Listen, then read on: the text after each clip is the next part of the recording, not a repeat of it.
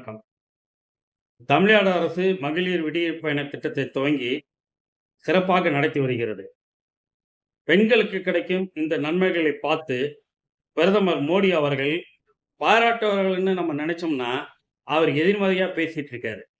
அவர் என்ன பேசினார் என்பதை நம்ம வீடியோக்குள் சென்று பார்ப்பதற்கு முன் பிகே தங்கராஜ் டிவி சேனலை சப்ஸ்கிரைப் பண்ணுங்க. இது சமூக நீதிக்கான குரல்.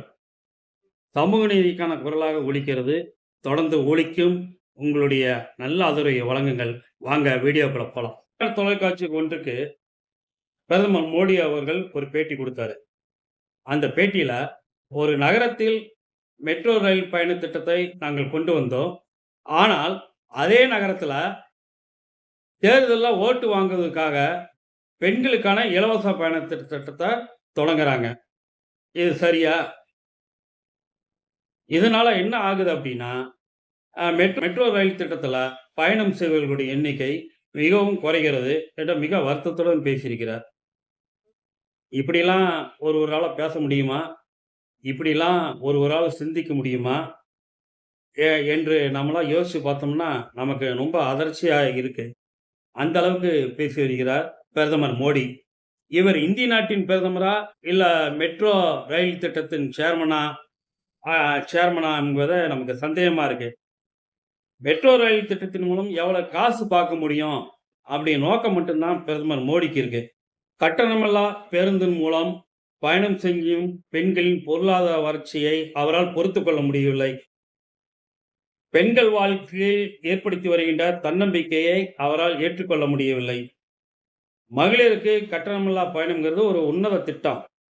தமிழ்நாட்டின் முதலமைச்சர் பொறுப்பேற்ற அன்றைய தினமே விடியல் பயண திட்டத்தை துவங்கினார். பெண்களின் பயணம் தொடங்கியது. இன்னும் தொடர்ந்து கொண்டுதான் இருக்கும். இதை தான் கிண்டல் பண்றாரு பிரதமர் மோடி. விடியல் பயண திட்டத்தின் உண்மையான நோக்கம் புரியாமல் மெட்ரோ ரயில் சேர்மன் மனப்பாவத்தோட பிரதமர் மோடி பேசியிருக்காரு. இது எப்படி இருக்கு அப்படின்னா, பொதுவா பார்த்தோம்னாங்க,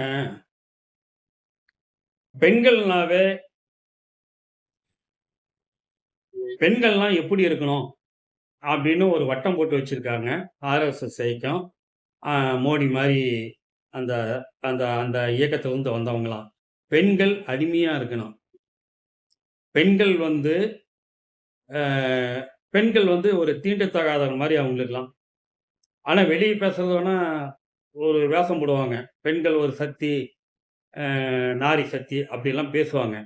ஆனால் பெண்கள பொறுத்தவரைக்கும் அவங்க சொல்ற அந்த தர்மப்படி, மனுஸ்மிருதிப்படி பெண்கள் வந்து ஒரு அடிமை. அவ்வளதான்.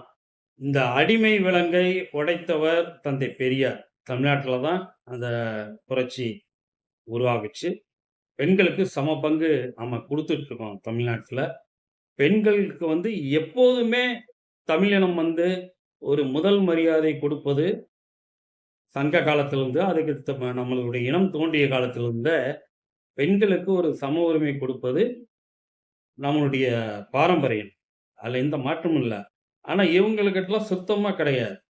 பெண்கள பொறுத்தவரைக்கும் இவங்கலாம் வந்து ஒரு நமோசூத்திரர்கள் தான். இத தான் கிண்டல் பண்றாரு பிரதமர் மோடி. பிரதமர் பேசுறத பார்த்தோம்னா, உண்மை கிலோ என்ன விலை என கேட்பார் போல நமக்கு இருக்கு. 2019ல் 3,28,00,000 பயணங்கள் எண்ணியிருந்த சென்னை மெட்ரோ பயணங்கள் 2023ல் 9,11,00,000 உயர்ந்துள்ளது. இதிலிருந்து என்ன தெரிகிறதுன்னா, மெட்ரோ ரயில்கள் மூலமாக பயணிப்போர் எண்ணிக்கை நாள்தோறும் அதிகரித்துக் கொண்டு தான் இருக்கிறது. மெட்ரோ ரயில்ல போறவங்க போயிட்டு தான் இருக்காங்க. அதனுடைய பயணிகளுடைய எண்ணிக்கை அதிகரிச்சுட்டு தான் இருக்கு. இதுதான் அந்த புள்ளி விவரங்கள் சொல்லுது. இந்த புள்ளி விவரங்கள வந்து மோடிக்கு வந்து ஒரு பட்டன தட்டுனா போதும், அதெல்லாம் அவருக்கு போய் சேரும். இதெல்லாம் தெரிஞ்சும் தெரிஞ்சாம, புரிஞ்சும் புரியாம தான் இப்ப மோடி பேசிட்டு இருக்காரு. அதுக்கு எவ்வளவோ காரணங்கள் இருக்கலாம். அதெல்லாம் அங்க ஏற்புடையதல்ல. ஒரு நல்ல திட்டம் ஒரு மாநில சர்க்கார் கொண்டு வருதுன்னா, அத நீங்க பாராட்டணும். பாராட்ட வேண்டாம். குறை சொல்லாம இருக்கலாம்ல. ஆனா குறை சொல்றாரு. இந்த பெண்களுக்கான விடியல் பயண திட்டத்த பேருந்து திட்டத்த மற்ற மாநிலங்கள் கடைப்பிடிக்க ஆரம்பிச்சிருக்கு. தமிழ்நாட்ட பார்த்து. அதான் ஒரு முக்கியமான திட்டம் இல்லையா? 140 கோடி பேர் இருக்காங்க. 140 கோடி பேர்ல இன்னும் நம்ம அந்த வளர்ச்சிய அடையலையே. இந்த 10 வருஷமா ரொம்ப கீழ போயிட்டோமே.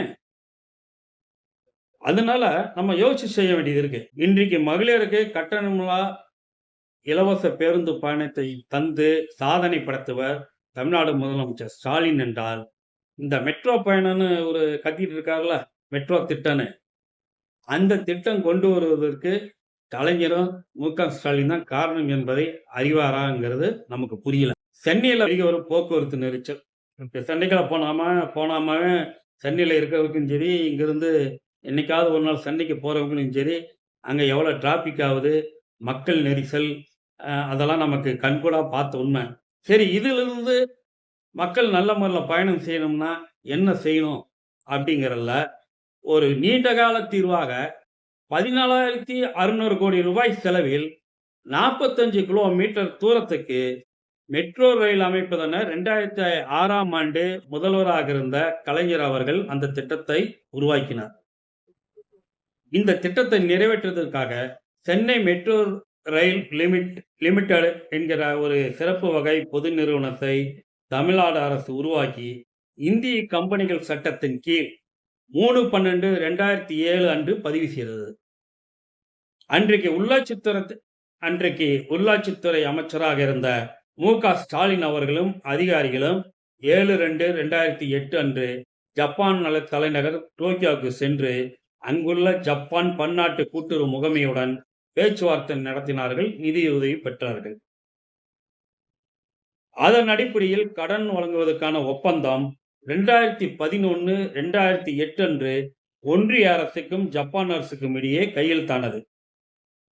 ஒன்றிய மாநில அரசுகளின் நிதி 41%, ஜப்பான் பன்னாட்டு கூட்டுறவு முகமையின் நிதி 59% என்ற அடிப்படையில் இந்த திட்டம் உருவாச்சு.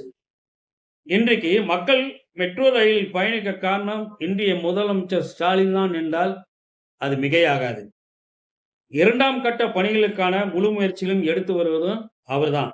3 ஆண்டுகளாக பாஜக ஆட்சியில் அது முடக்கப்பட்டுள்ளது. பலமுறை பிரதமர் மோடியிடம் முதல்வர் பேசியும் எந்தவித பயனும் இல்லை. மெட்ரோ 2ஆம் கட்ட திட்டத்தின் நிதி ஒதுக்கீடு என்பது ஒன்றிய அரசு 50 விழுக்காடு, மாநில அரசு 50 விழுக்காடு பங்கிட்டு தர வேண்டும். அந்த திட்டத்துக்கு 63,000 கோடி ரூபாய் செலவாகும். இதற்கான ஒப்புதல் இன்று வரை மோடி அரசு தரல. மாநில அரசு செலவு செய்வதற்கான நிதியை திரட்ட பன்னாட்டு கடன் உதவி பெறுவதற்கும் மோடி அரசு அனுமதி தரவில்லை. தமிழ்நாடு அரசு இந்த ஆண்டு சுமார் 9,000 கோடி ரூபாயை ஒதுக்கியுள்ளது. ஒன்றிய நிதி வரவில்லை என்றால் இந்த திட்டத்தை முழுமையாக மாநில அரசின் நிதியிலிருந்து தான் செயல்படுத்துங்கிறார் ஒரு கட்டாயம். ஆண்டுக்கு 12,000 கோடியை இதற்காக ஒதுக்கினால்தான் மெட்ரோ 2ஆம் கட்ட திட்டத்தை செயல்படுத்த முடியும். இதையெல்லாம் புரிந்த மோடி வட மாநிலங்களில் அவர் நடத்தும் ரோடு ஷோவில் தமிழ்நாடு அரசு மீது புலிவாரி தூத்துகிறார். ஏழை பெண்கள் கட்டணமில்லா பேருந்தில் செல்வதைக் கண்டு பொறாமைப்படும் மோடி பெண்களை தெய்வமாக மதிக்கிறேன் என வாயால் வடை சுடும் மோடி என்ன செய்யிருக்கணும்? மெட்ரோ ரயில்ல பெண்கள் கட்டணமில்லா செல்லான்னு சொல்லி இருக்கணும். சரி, அது கூட சொல்ல வேண்டாங்க. இந்த புறநகர் ரயில் இருக்கு இல்லையா, புறநகர் ரயில் இலவசமா பயணம் வேண்டாம், அது கூட வேண்டாம். இலவசமான பயணம் வேண்டாம். குறைந்தபட்சம் மெட்ரோ ரயில்ல புறநகர் ரயில்ல வசூலிக்கும் கட்டணத்தையாவது வசூலிக்க மோடி தயாரா?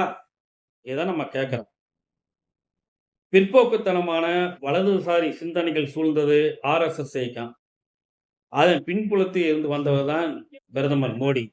அதனாலதான் பெண்களின் முன்னேற்றத்தை பார்த்து அஞ்சுகிறார். பாஜகவின் பிளவுவாதம் ஒருபோதும் பலிக்காது. பொய்மை உடையும், வெறுப்பு அகலம். ஒரு உன்னதமான திட்டத்தை, சிறப்பான திட்டத்தை, பெண்களின் பேருந்து விடியல் பயணத்தை குறை சொல்வதற்கு, குற்றம் சொல்வதற்கு, பொறாமைப்படுவதற்கு, "குமாரு, இவர் யாரு?